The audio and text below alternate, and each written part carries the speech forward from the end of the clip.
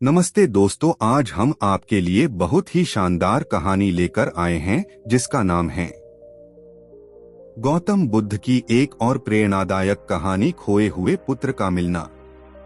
एक समय की बात है, गौतम बुद्ध एक बड़े नगर में अपने शिष्यों के साथ भ्रमण कर रहे थे।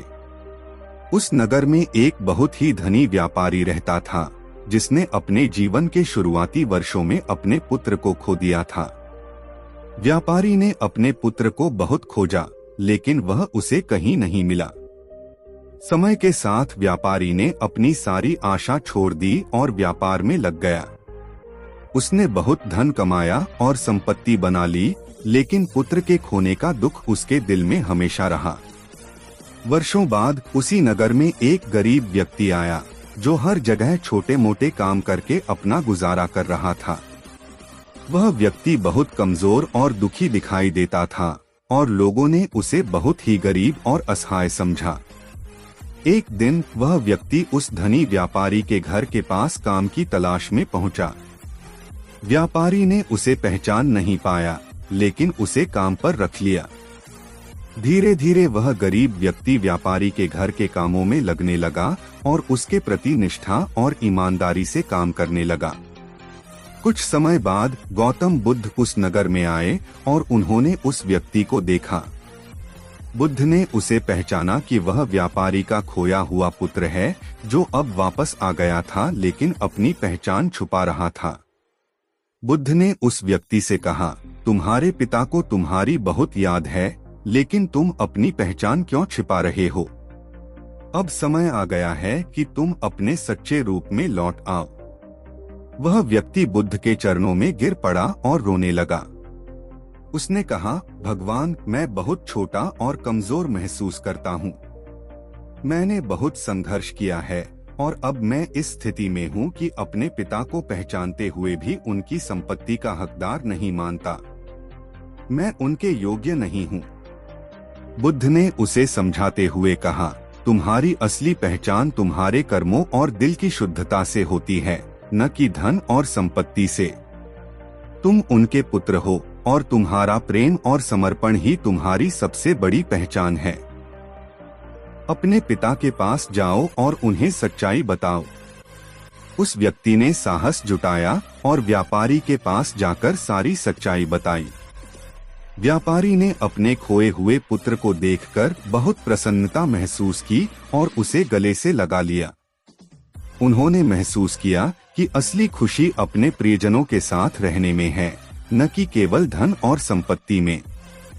इस कहानी से हमें यह सीखने को मिलता है कि सच्ची पहचान हमारे बाहरी रूप या संपत्ति से नहीं, बल्कि हमारे कर्मों और हमारे दिल की शुद्धता से होती है।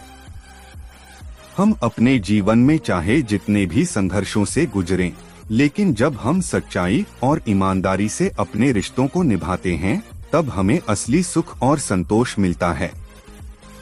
जब व्यापारी ने अपने खोए हुए पुत्र को गले से लगाया तो उसके दिल का सारा दुख और खालीपन भर गया। पुत्र भी भावुक हो उठा, क्योंकि इतने वर्षों के बाद उसने अपने पिता की गर्माहट और स्नेह को महसूस किया। वह दिन व्यापारी के जीवन का सबसे सुखद दिन था। व्यापारी ने नगर भर में उत्सव मनाने का आदेश दिया और हर तरफ खुशी का माहौल बन गया। कुछ समय बाद गौतम बुद्ध नगर में फिर से आए। व्यापारी और उसका पुत्र दोनों उनके पास गए और बुद्ध को साष्टांग प्रणाम किया।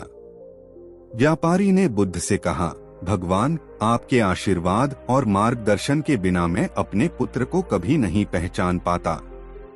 आपने हमें फिर से एक साथ कर दिया। अब मेरे जीवन का सबसे बड़ा सुख यही है कि मैं अपने पुत्र के साथ हूँ। बुद्ध ने मुस्कुराते हुए कहा, इस संसार में असली सुख बाहरी वस्तुओं और संपत्तियों में नहीं, बल्कि हमारे रिश्तों में है।